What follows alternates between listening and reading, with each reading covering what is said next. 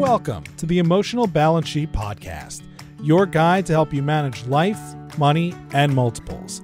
Each episode, host Paul Fenner, TAMMA Capital's president and founder, and the proud parent of 4 amazing children, including 1 set of triplets, will provide insights on successfully sustaining an active lifestyle, career, and family through comprehensive wealth management strategies, financial education, and lifestyle planning, specific to parents raising twins, triplets, and more. Learn more, subscribe to the show, or connect with Paul at tammacapital.com. This podcast is for informational purposes only and should not be relied upon for investment decisions. Clients of TAMMA may retain positions in the securities discussed in this podcast. What if there was a way to limit your investment risk exposure? A defined outcome where you could have a good sense of what your range of results could be.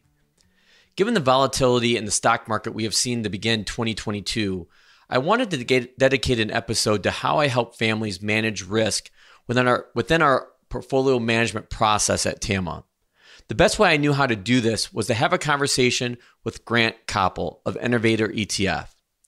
Grant is a product specialist for Innovator ETFs, responsible for the distribution efforts in the Great Lakes region. He has been instrumental in the Buffer ETF landscape, helping pioneer the space over the past 3 years. Grant and I discuss how Innovator ETF seeks to provide investors structured exposure to broad markets, where the upside growth, downside risk management, and outcome period are all known before investing. The result is an efficient product suite that seeks several benefits. Please enjoy my conversation with Grant Copple. So Grant Copple, welcome to the Emotional Balance Sheet Podcast. Yeah, thanks for having me, Paul. So typically, I will just dive into your background, but before we do that, I just kind of want to set up the stage, if you will, for our audience as to why of all weeks or time seasons, if you will, that I chose to bring Grant Copple onto the show. And it's because you work with Innovator ETFs, which is a ETF that I've been working with since probably 4 or 5 years ago, since you guys started the firm. And why I wanted to have you on is I feel like I explain what Innovator is to families and prospects that I work with all the time.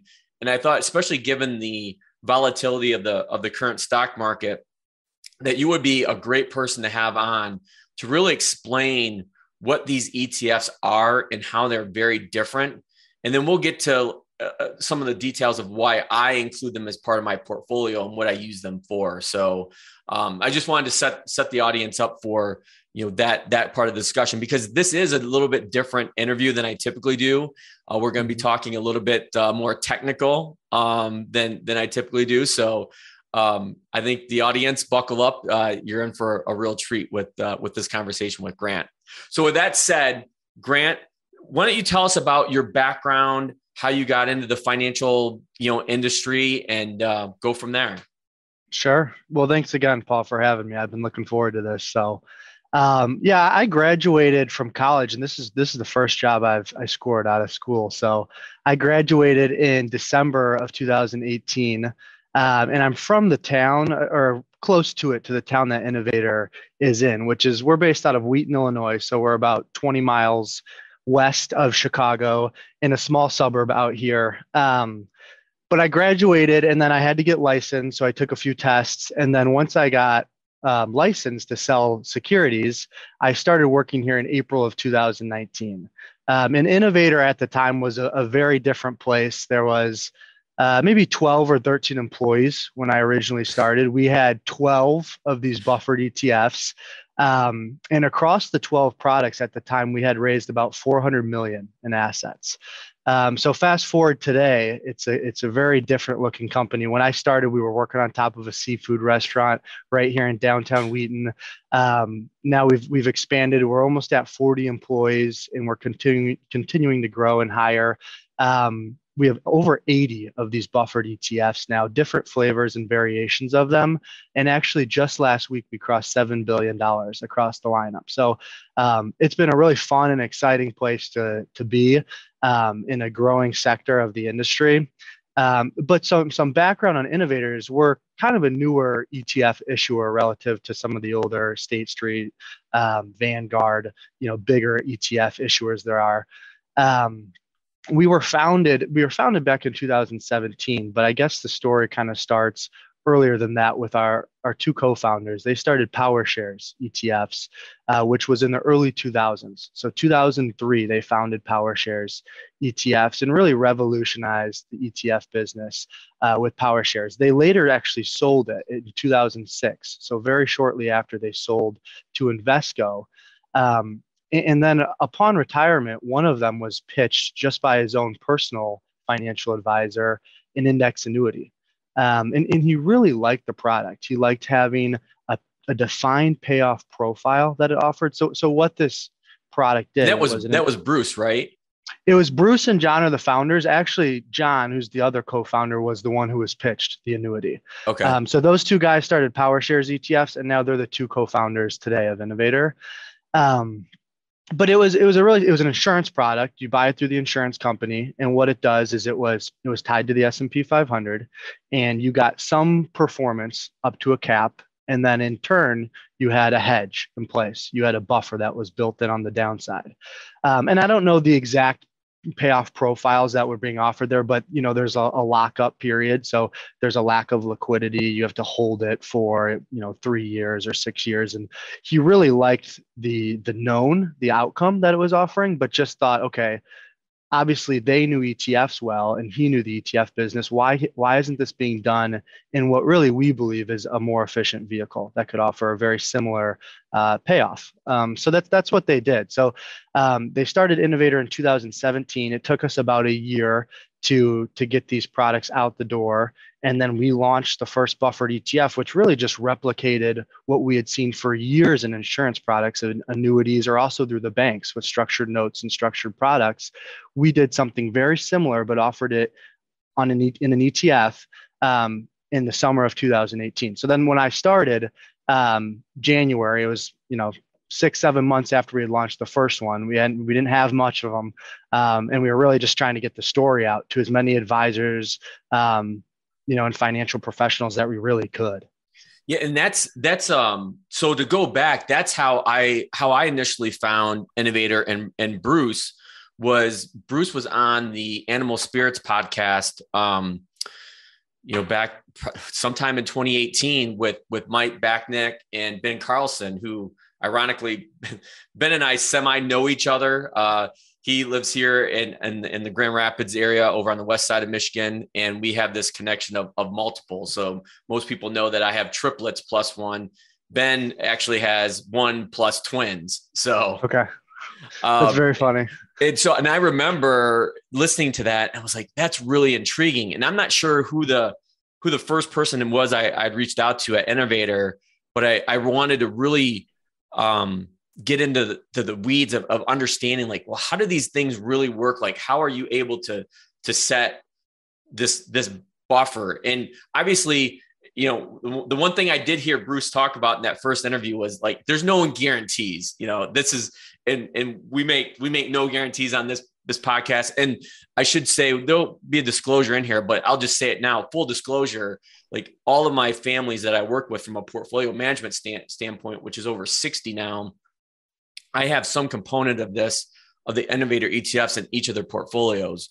And to me, and we'll get into this in a minute, is why.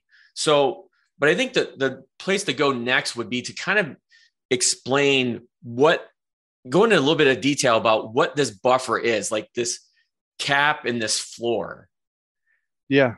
So what's unique with like an ETF is different from, people are constantly comparing these products to annuities and structured notes, like I mentioned. But with an ETF, it's not an obligation to be paid back a certain set of parameters. Okay. So what you do is you're actually owning a basket. When you purchase an Innovator ETF, you're purchasing a basket of options that we write on the fund, on SPY, the S&P Spider ETF. Okay. So let me just for our audience that may not know what an option is, and I want to kind of keep this high level, is can you explain what an option is? Because you're going to probably get into puts and calls, and I don't want to overwhelm the audience, but I do want them to have some basic understanding of what makes this up. Sure. So an option is, so what our products do, it holds both calls and puts. And an option just gives you the right to purchase a security or an ETF. You can write an option on an individual stock. You can write it on an ETF. A call option gives you the right to purchase it at a price at a future date. Okay. And then on the other end of the contract is a put. So there's calls and then there's puts. A put is just the opposite. You have the right to sell. In our instance, it's an ETF, it's SPY at a price at a future date. So we put together a basket of both calls and puts that essentially give you, a hedge on the S&P. And then in order to pay for that, we need to offset the price. So we end up selling an option. Okay, so we sell a call option, which gives the other end of the option the right to purchase the S&P at a future date, but that generates us the money back. So at the end of the day, we purchase a basket of options that nets out to costing nothing, but can offer a known outcome, which is why there's no free lunch. So that's the thing with these products. Although you're getting a known hedge on the downside of the S&P, the trade-off in turn is you're capping your upside. So let's go there next. So explain, let's just stick with the S&P 500 index, because that's what most people will be able to relate to, I believe, is explain this cap and then this floor. So what happens if, and I know there's basically three levels of buffers, and maybe we should start there first and explain what those are, like the 30, the 15, and the 9. Yeah. So on the S&P 500, we have three different levels of buffers. Okay. And when we say buffer, it's the hedge on the downside. So if you purchase, we do a 9, a 15, and a 30% buffer on the S&P. If you purchase the 9% buffer, you're covered for the first 9% of losses that the S&P has over the course of a year. Okay, so if the S&P goes down 5% and you're in this 9% buffer, my return is going to be 0. You're going to be made whole by the end of the year. So a majority, we have these products on a quarterly basis that run for 3 months, buffers and caps over a 3-month period. We also have a 12-month. A majority of them are 12-month products. So you do need to hold. Okay, so they're liquid, they're ETFs, meaning they trade on the exchange. But in order to fulfill this outcome and to fully get the buffer that's provided, for example, if you buy the 9% buffer, if you want to see that full 9% covered in a market drawdown, you do have to hold it for the full 12 months. And that's also true on the upside. So let's talk about our May ones right now, that those are the ones that we just had reset. So as the beginning of May 1st, the start of this week, we had 3 tickers on the S&P that will go from May of this year till May of next year.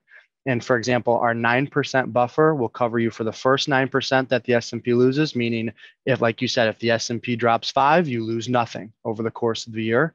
If it dropped more than 9, let's say it dropped 12, you would experience 3%. So you're covered the first 9, but then you would take on anything that falls more than 9.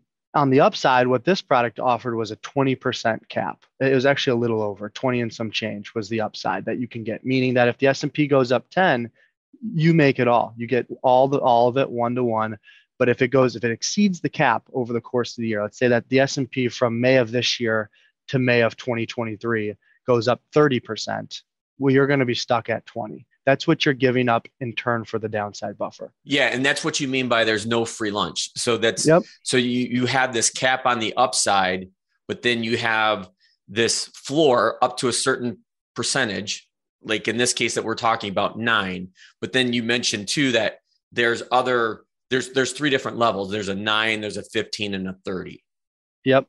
So the 15 is very similar to the 9. It covers you from the first 15. And then the trade-off between those 2 products is if you want more buffer on the downside, you're going to lose some of that upside participation. So instead of having a 20% cap, our May series, it offered 14% on the upside. So, if the markets go up 30 with this one, you're going to get stuck at 14. But On the contrary, if the S&P finishes down, it will cover you the first 15 for the next 12 months. The third one that we offer on the S&P works a little differently than the first two. So the 9 and the 15 is the first 9 is covered over the year. The 15 is the first 15 is covered over the year. The 30 works differently in the sense that the first 5% the investor takes on. So if the S&P went down 5 over the year, you would lose all 5. But after that 5% you lose, the next 30 you're covered. So you actually have a buffer that starts at -5 and then buffers you down to -35. So you have 30% covered, but the first 5 you have to be willing to take. And really the reason we do that is with the options, how they price, that first 5% of buffer is the most expensive for us to finance. And it just allows us, by sliding the buffer down 5, it gives you a more just attractive cap on the upside. So we still see caps, relatively attractive on that. And I can't remember what the 30 is off the top of my head, but we see it 8 to 12% usually on the upside. But for something like a 30, and I know you deal with independent advisors like myself all the time, to put somebody in a 30, that's like you're expecting basically a big catastrophe, like something really bad is going to happen for almost an extended period of time. So if we go back to like what we experienced with COVID in March of 2020, the market went down 35% in 30 trading days or something like that. But then it had snapped back. We had regained all that loss by August, September of 2020. So it didn't last that long. Sure. Yeah, you have to be pretty bearish to want the 30. But what we found is, investors and especially people nearing the end of their career, pre-retirees and people approaching retirement, they don't want to make their money twice. And we found there's a lot of people that are okay with maybe a 5% loss over the course of the year. They can afford that, but they just cannot afford their portfolio to take another 08 scenario. And what that does is, you have to think that the market is going to correct, let's say more than 20% for you to go with the 30 versus the 15 is a good way to kind of evaluate it. Because if the market's down 20, you're going to be down the same in both. Because with the 30, you lost the first 5. And with the 15, your buffer is going to run out and you're going to lose 5. So if you think the market could drop more than 20%, you might want to consider over the course of the next 12 months, you'd maybe want to consider the 30 versus the 15% buffer. Okay. But yeah, you're going to have to be pretty bearish if you're looking at that one. And again, full disclosure, I use these products all the time and I've never used the 30. I mainly use the 9 and the 15s. So if I kind of sum up, what we've talked about so far, the main point or the real objectivity or value in using something like an Innovator ETF is the fact that you get this defined outcome, whether you know what your potential upside cap is, what your potential floor is, and then, beyond that, like how much money you could potentially lose as well. Because I think that's the key too. When I'm explaining these, and going back to the 9% example, I always come back, well, if the market is down, say 10% over that period, then the ETF will be down 1%. So there's still that potential to lose money. Again, going back to, the phrase I think you guys often use, there's no free lunch. Mm-hmm. But the fact is that you're down 1% versus down 10%. Correct. Yeah, what we found, Paul, is that there's a lot of value in having a known outcome. And I think about it from the investor standpoint, from the client, and also from you as the advisor. We're primarily selling these products to financial advisors. Basically, that's completely who we're selling these to, is to financial advisors. And to be able to tell a client, like, hey, this is what you can make over the course of 12 months, and this is how much you have covered on the downside. And if you want a little bit more and are okay with bringing down the upside, how much you can make, but you want a little bit more of a hedge or more buffer on the downside, if that's what makes you feel more comfortable, it allows everyone to sleep at night. It's easy to match expectations when there's known, and when there's, a known set of payoff profiles. And what we saw is there's a lot of hedging strategies in ETFs. Before we brought out the Buffer ETFs prior to 2018, there was switching strategies that would try to get in and out of cash. But at the end of the day, what we saw with a lot of these defensive strategies in ETFs was you were relying on past data to perform going forward. And what it did is it just left you hoping. We used to have a switching strategy here that I used to talk about quite a bit. And you would just hope you were in the right area at the right time, right? And the beauty with these products is, when you purchase this, you purchase an objective basket of options on SPY. And people ask us all the time, how are these doing? How have they held up? And I said, well, what's the S&P done the last 12 months? I could tell you. We all know what they've done, because you own a basket of options that provides a known hedge. And this is how much, the caps will change whenever we issue these. So sometimes caps are higher, sometimes they're lower, but we know exactly what the downside is every year when we issue these products. And, you're never going to be left hoping that the strategy works or switches in time. One of the things I want to come back to, what you said there, is, selling products. And obviously an ETF is as a product, Innovator, Vanguard, all the bigger companies, we're referring to this as product. But the one thing I want to be very clear about, because this came up in a conversation once, is that a prospect actually thought that I was getting compensation from Innovator for having these as part of my portfolio. So sure. I want to make sure that the record is straight, that there's no commission or kickback to an individual advisor that puts their clients in these. Right. And that's what's different is, like I said, the constant comparison is to compare these to the insurance products and the bank notes that we've seen historically, because that's really the only thing you can compare these defined sets of payoffs to. But in every other fashion, they're an ETF. I mean, they're expensed like an ETF. They trade on the exchanges like an ETF. And really what you do is, and it sometimes baffles advisors, the way they purchase. They ask, okay, how do I get in this? Or where do I go and buy this product? Well, the answer is you go type in the ticker on TD or Fidelity, or whatever you're using for your platform, and you purchase it, just like you would a Vanguard VOO S&P 500 ETF. You type in a ticker, you purchase it. The expense is taken out of the NAV on a daily basis, okay, throughout the year, just like all ETFs. When you buy SPY, you're paying a 9.5 basis point expense ratio that it's going to have at the end of the year that lags behind SPX, the actual index, right? So, it's pricing and it's expensed. And that's why we're bullish on ETFs as just a vehicle to offer these in, as the business has moved more and more to fee-based products to be able to offer these in clients' accounts.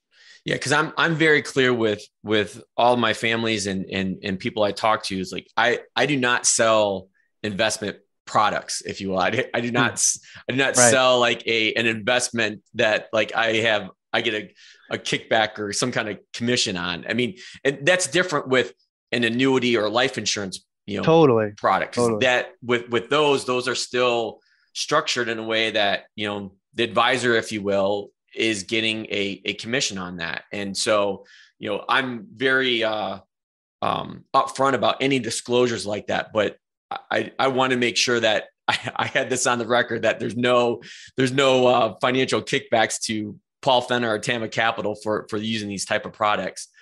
And to stay on expenses for a second, the one question I get sometimes from clients that really dig into what they own, which I think is great. I'm all for that. And they see the fact that this is not I'll call it I'm using air quotes here, low cost ETF. This is not an ETF that charges you, 9 basis points. We're talking 79, 80, 85 basis points. And the reason how I justify that in working with families and putting these in portfolios is the fact that if I had to go out and do this on my own, it would be near impossible, let alone it would probably be more costly if I tried to do it on my own, rather than having, you guys do the work and pay that expense fee as part of the ETF. Totally. That's spot on. And I think I think you have to kind of look at these a little differently from an expense standpoint. If you do compare it to just passive index tracking ETFs like QQQ, SPY, I mean, you can get even cheaper than 9.5 bips for the S&P. You can get down to 3 basis points, right? Right. There's a cost in having a known outcome. And if you compare this cost to the other vehicles offering defined payoff profiles, like the annuity or the structured notes, you're going to pay a cost somewhere there that's most likely a lot higher than 79 basis points. Whether the cost is up front and taken out, on the front load, or it's going to be priced out of the upside performance that you can get. What I can say is a huge benefit to ETFs from even like an expense standpoint is that they're transparent. You can look at all of our ETFs on our website and go download a file that shows you all the underlying holdings for all 80 plus of these products that we have, and see the calls and the puts that we're writing on SPY. So you know exactly what you own. And when you invest, let's say $100 into an Innovator ETF, outside of the 79 basis points, $100 is going towards those underlying options. It's going straight towards options on SPY, giving you the best payoff profiles that we can get, meaning we give you the most upside we can. Outside of that's how we make money, is charging 79 basis points versus like, if you went and bought a structured note, it's just a piece of paper, with them saying, hey, we will pay you back this based on the market's performance. They could go invest that money anywhere, right? You have no idea where that's getting invested. So yeah, I would say that the expense is a benefit putting it in an ETF, and it makes it lower cost versus other defined payoff profile products. Yeah, I'm glad that you pointed that out, because the transparency, again, if somebody really wanted to dive into these, you could go to the ticker and see,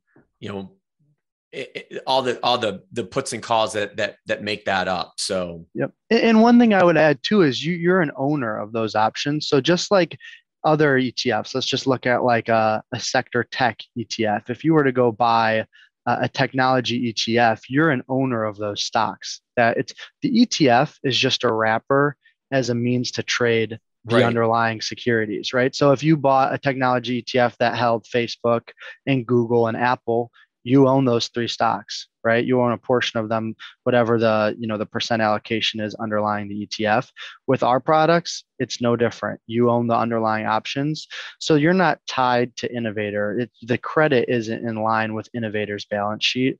What's giving you the payoff profile is the ownership of the options that are underlying in the product. So I want to pivot now to probably the conversation you and I have been having most over the last, I'd say, year and a half is how to take this to another strategic level when it comes to portfolio management, and utilizing the Innovator ETFs as I'll call it a fixed income, or the bond portion of clients' portfolio, whether it's 70-30, 60-40, asset allocation. That's where I've been really interested in doing a lot of research and analysis on, what portion of my family's portfolio or asset allocation should be made up of an Innovator ETF that somewhat replaces what I would typically put in a bond fund, if you will, or buying individual bonds. Because the one thing that we've learned over the last 6 months or so, right, at least right now, is that as we all know, the major equity markets have pulled back, but at the same time, that that less risk portion of your portfolio, bonds, if you will, have performed just as poorly. Mm-hmm. And so, can you walk us through like how why it would make sense, or how like somebody like myself is actually using Innovator as that portion of the portfolio, and more specifically, Grant, why doing something like this can actually result in less risk, not more? Yeah. I think this is a fascinating point, because when I started working here, it was really sold as a defensive equity allocation. This was early 2019. And then obviously with where fixed income has gone, there's been so much desperation on that side of the portfolio that people have looked to go elsewhere. And it's almost become the primary way people are using these. I'd say 85, 90% of the conversations that I have on a day-to-day basis is how can I use this in lieu of bonds right now? And why I think personally, why it makes sense. And what I say is advisors and investors hold bonds for three reasons. It's defense, diversification, and income. And when rates have gone as low as they did, there was no income. Right. There was no income. And you mentioned the correlation that fixed income was having with equities. I think the ag was down like, I don't know, 8 to 10% early this year when the S&P dropped 10% in the first month. So there really isn't much diversification from equities. And with that comes, there really isn't much defense, right? So what people, and then you throw inflation into the mix and there's nowhere to go, with bonds. So I think what people are doing is they're looking for alternatives to fixed income right now.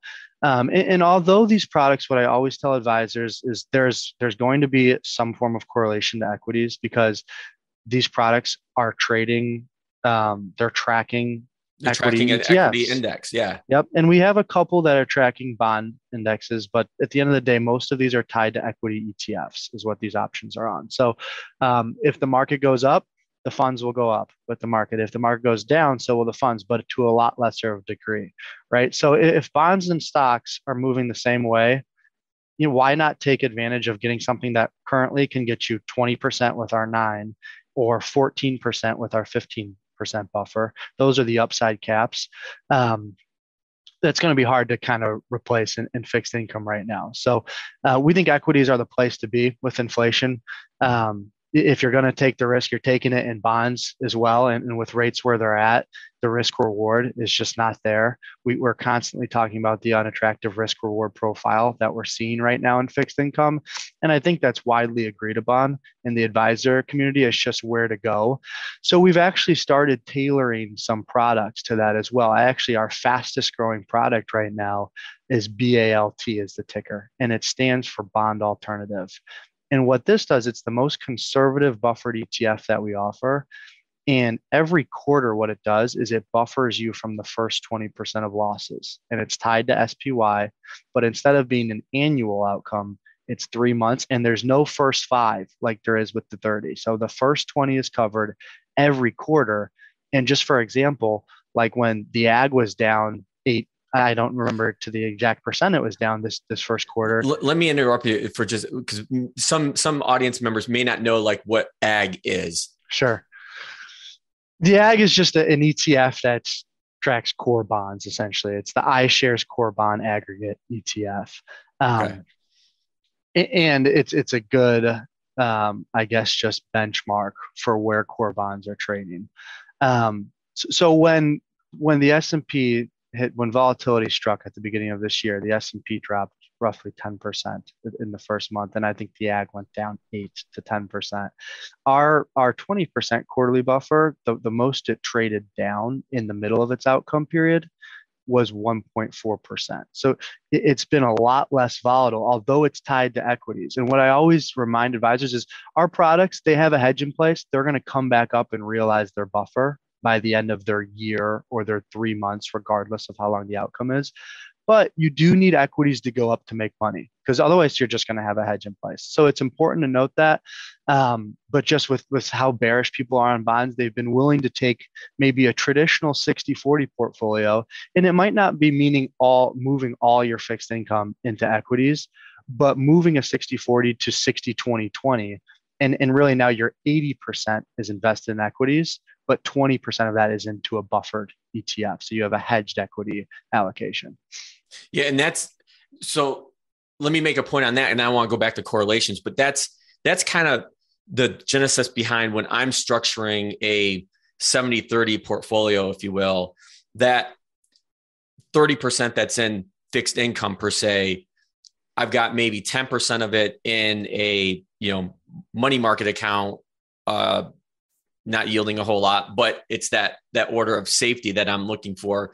But then the remaining 20% is in, structure, in the Innovator ETFs.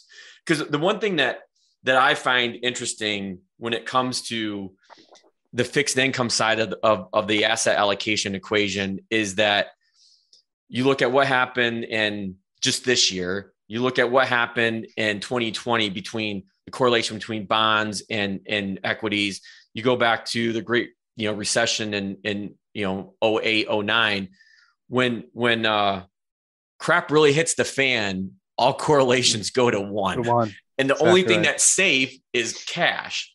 Yep. And we can't live in a world where that we have to have the belief that the market and the long term will continue to make higher highs. We'll get corrections like we're doing right now, like we did in 2020, like we did in 2018 that no one remembers. I mean, the equity markets were down almost 20% in December of that year. Mm-hmm. And then obviously everybody still remembers 08, 09. But that's when I'm trying to counsel and coach, families on the portfolio management side of what I do, that's always a point of emphasis that I put out there. And sometimes there's no better words than showing a picture. And when you show 100-year, picture of the S&P 500 or Dow or whatever index you may want to use, you can see that it's going from, bottom left up to upper right. But yeah, there's drawdowns and noise in there. And I was just having this conversation with a client yesterday, and he's fairly new to the market. And he's just like, I just don't understand like how the market could go from like yesterday, it was like down, the Dow was like down negative, like 100, 200 points. And then bam, it finishes up 900 points. It does 1,000 point move in a day. And it's like, I don't know how to deal with this. I'm like, you don't. And that's why you don't watch the market. Right. That's exactly right. Stay the course, Paul. Stay buffered and stay the course. Yeah, I think timing the market is just extremely difficult. And if you talk to advisors who say they got the cash before the market bottomed, it's great. Maybe they did. Like maybe in March and April of 2020, they got out, at some point there when the market started to sell off. But then did they get back in? Yes, you have to get it on both ends. You have to get it on. You have to be right twice. That's why I tell people, if you're a market timer, you don't have to be right once. You have to be right twice. You have to know when to get out and then when to get back in. And God bless you if you know how to do that. And I think it's really interesting when you look at these products too, because we've talked about how there's an outcome over 12 months. Our ETFs, if you stay the course, what you see on a line chart with our products is they price every day. They price on the exchanges. They move up and down like individual stocks and ETFs. They trade every day, all day that the market's open.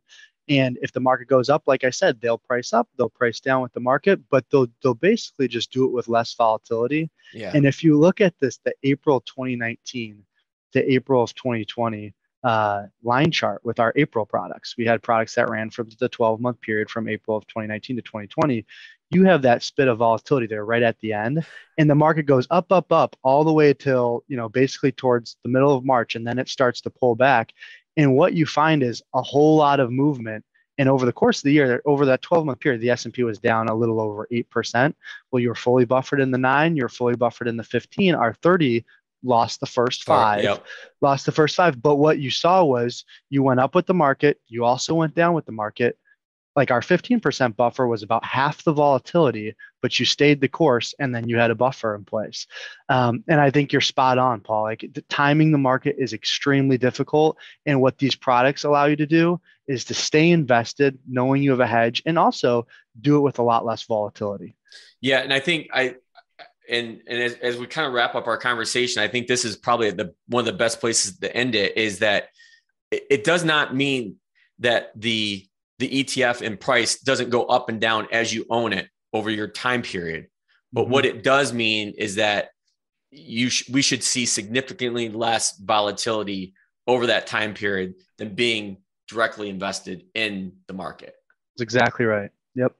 So, I had to give some thought to this, my final question with you, because you're a very young man, and my closing question for most of my guests is, what's the best thing about being a parent? So, well, I'm not quite there yet. I know you're not there yet. So let me kind of twist the question around is, what have you enjoyed most about your career in this industry thus far? Yeah.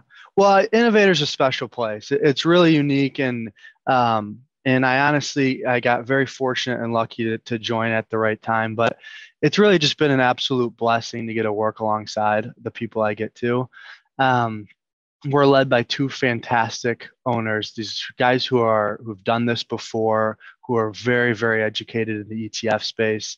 And honestly, it's just been fun to I get on the road. I travel almost every other week, getting to meet all different kinds of money managers who do things in a lot of different ways. I talk to people who are, just very passive investors who don't try to time the market. And I talk to people who are day trading and actively moving money in and out. And it's fascinating. It's really been fun for me to learn all the different angles of this business, and be a part of a company that values you, that values the advisor, and really in turn wants to do what's best for the end client. And that's what we believe ETFs are, which is why there's so many assets moving to ETFs today. But yeah, it's been a lot of fun we've brought out a lot of different variations of these products. I don't know if there's any ETF company that's brought out as many products as we have these last couple of years. There's a lot. Yeah, there's over 80 of them now, and it can get a little overwhelming just looking at the chart of all the different tickers that we have. But it's been also just a blessing and really exciting to be here.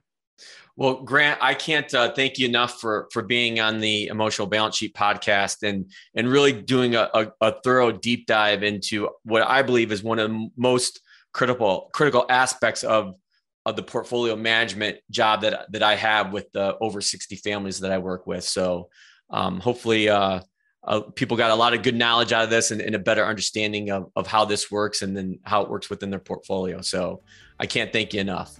Of course, Paul. Thanks again for having me, and would love to come back again.